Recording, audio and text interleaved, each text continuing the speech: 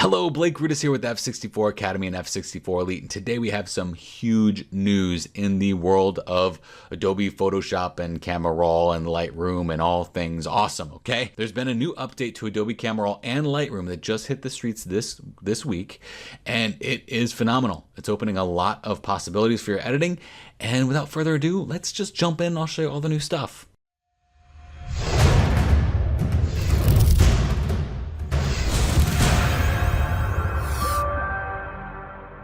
Okay, so if you haven't heard by now, Adobe Camera Raw and Lightroom have updated with the Adobe Photoshop CC package.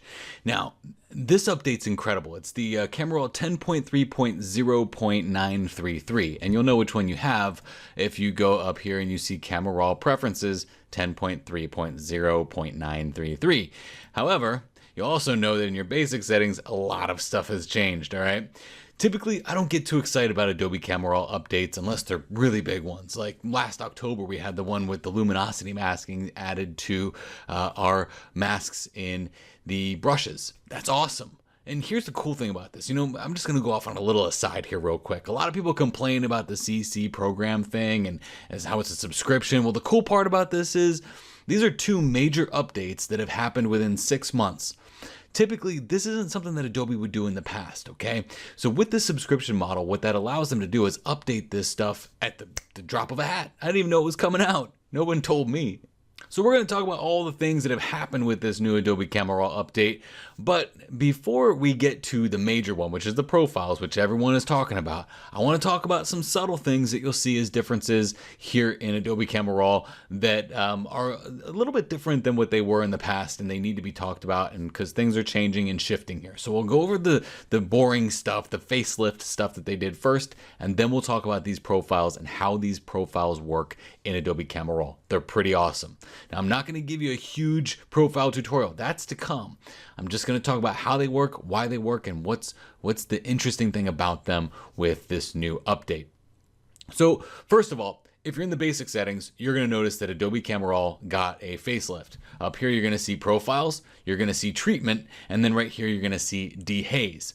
Dee Haze has been pulled out of the effects area and has been put into the supplement area for colors and details like vibrance and saturation. This actually is the perfect place for it. Dehaze, do I use it all the time? Not necessarily, but now I might actually use it a little bit more maybe because it is right here in the basic settings and it's been pulled out of the effect area. Dehaze has always been one of those things that's been like an effect that they didn't really know what to do with. It was a slider that they were just like, well, let's put it in effects because it can make a haze effect. But really what it's doing is it's doing some contrast, it's doing some saturation, it's doing some blue boosting.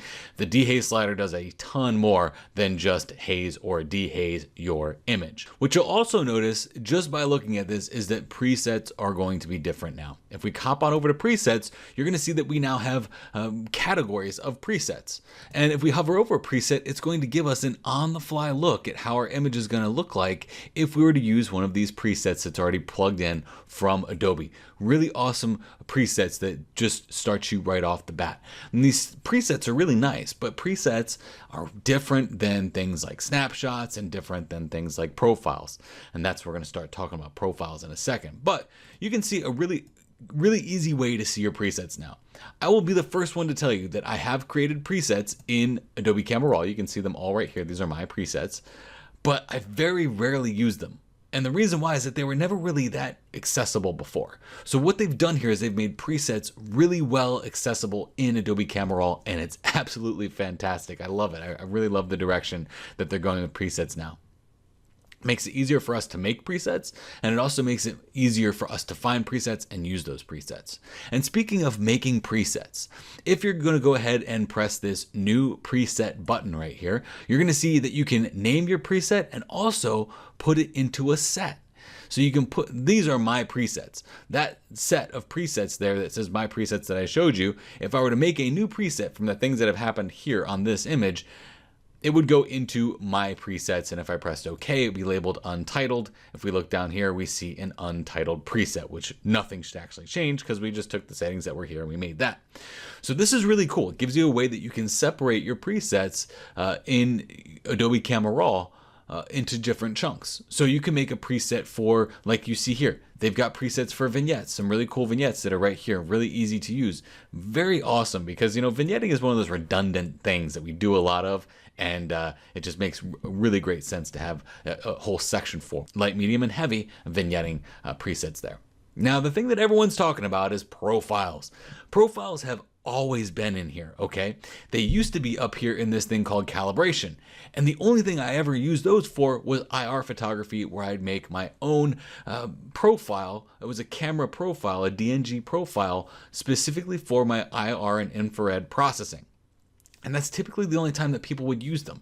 These profiles weren't used for much of anything outside of that, because you had to go into a DNG profiler, you had to make a profile from there using all these different settings and tools, and it was not very easy to wrap your head around. As a matter of fact, most people that do IR photography just opened up a DNG profile, dropped down the blues, and boom, there you go, or plussed up the blues, or whatever it was. I don't even remember anymore. But that's basically how profiles worked. Well, now profiles have been given a whole new life. Really awesome here too, because if we were to click on this drop down that says profiles, you're going to see a couple of different profiles that Adobe has already placed in here for us. Adobe Color, Adobe Landscape, Adobe Portrait, Adobe Standard, and Adobe Vivid. I've got some of my own in here as well, and I'll talk to you about that in a second. If you want to see all of the profiles that are in here in Adobe Camera Raw, you click over on this Browse Profiles. Now, profiles are something that you're going to see a lot more of. As a matter of fact, my buddy Matt Kliskowski, he gave me his profiles that he's created for his images, so I can use a lot of what Matt's looks for his images right here in Adobe Camera Raw. And that actually starts as a base. This is very different than a preset. A preset, when you click it, is going to move all of your sliders all over the place, exactly how you determine that preset to work. A profile is different. What a profile does is, if you were to click on something like vintage here, or let me go into one of Matt's presets actually. Let me go into Matt's landscape presets, and I'll do this crisp, warm, soft. All right, so I've got this crisp, warm, soft selected. If I press close here, look what happens. Nothing has actually happened to the settings in my image. What it's doing is it's using an XMP file to create a profile of the settings that were used to create an image from Matt's library that would give you this preset look. The cool part about that is it applies itself onto the image at a low level on that raw file, so that you can then still use all of your highlight, shadow, white and black settings on this image, and even to include your temperature settings as well. And the great part about this is that if you say, you know what, this crisp, warm, soft doesn't look that great now, let me go to maybe the regular crisp, warm, or maybe this fall sunrise, or golden matte. That looks really cool. I can select golden matte, press close, and that golden matte now applies itself to the image with the settings that I had from the profile before, because these are not presets. As I said before, they're happening on the underlying layer underneath all of the settings on top. So if you think about it, your raw file is a base right here. The profile goes on top of it to say, hey, raw file, I see all the colors and the tones that you have in you, but I want you to take that and I want you to use this algorithm to warp them. Okay? So after those have been warped, and it says, okay, I want all your RGB profiles to look like this. It's basically a transparency sheet that's saying, I want you to change the way you look. And then you have your settings on top of that. So you change the way it looks as an output into your editing process. It's absolutely phenomenal. I mean, this is going to change a lot when it comes to raw editing, okay? This is not just something that I think is, oh, yeah, that's kind of cool. No, because as you see people like myself and Matt Kliskowski creating these presets for you, no, I shouldn't say presets, these profiles for you, it's going to unlock a whole new world of post-production for you. It's absolutely phenomenal. I know I've started playing with them now. I'm not ready to give out any presets as of this point. This is 2 days after they've announced this release. But like here is my sunset and sunrise base. And just setting these back to their defaults, look at the before. That's the standard file, the standard raw file. This is my sunset and sunrise base that I'm going to be using to build this image upon. It's incredible. And the cool thing about it is you have an amount slider. So if that's too much for you, you're saying, you know what, there's a little bit of color banding happening here because you're telling me to map these RGB things in a really weird way and I don't like it. you can drop the amount down a little bit until that banding starts to go away, and you still have a really good base to work off of for the rest of your image. If you want more, you boost it up and you get more. So you get more or less of that profile that's been determined in this image by how it's been prescribed by the individual who built it. This is phenomenal, people. This is really incredible. I am very excited about this. And I'm most excited because black and white processing now it's unbelievable.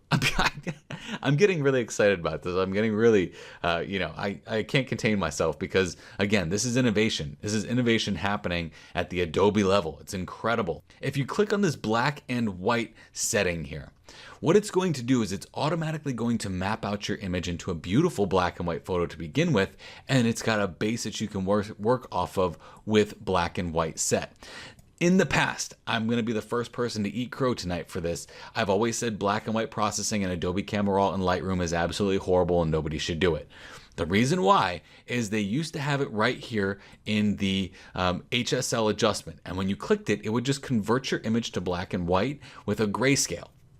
And then the only thing you could really do to make your black and white image better was to go through your reds, your oranges, and all your colors and modify the luminance values of them.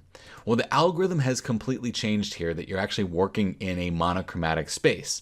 And there are different profiles for that as well. You've got some very awesome legacy profiles here, or some black and white profiles that they've already set you up with to start off as a base. So again, think about it this way. We want to process this as a black and white image. Okay, we can go ahead and start with, I think this one is a good base. It's got some nice deep sky. Use that as my base. And now, as I edit my sliders here, I can get a little bit darker and get a really nice dramatic black and white image really freaking quickly. Okay, I'm sorry. I'm very excited about this. It's going to unlock some serious potential. I have to apologize because all of the Adobe Camera Raw tutorials I did in the past are kind of, well, they aren't outdated. They're still good because a lot of the stuff is still remain the same. It's just now we have these profiles. So what's changed? Well, the profiles have been added. Our Dehaze slider is now in our basic settings. We have presets that we can make sets for our own presets with visual displays on how our image is changing with those presets. And now we've got the profiles. Remember how the profiles work. The raw file is the base. What comes out of the camera is the base. The transparency goes on top and says, okay, change all of your RGB values to look like this. Okay, to start. Thank you. Now you can adjust your settings on top. It's phenomenal. It's really cool. It's really awesome. Black and white processing here is gorgeous. It's very nice. I love it. So big changes that happened this week with the Photoshop CC owners for both Adobe Camera Raw and Lightroom. Now, I know a lot of people are talking about Lightroom, but I speak on behalf of Adobe Camera Raw because that's what I love.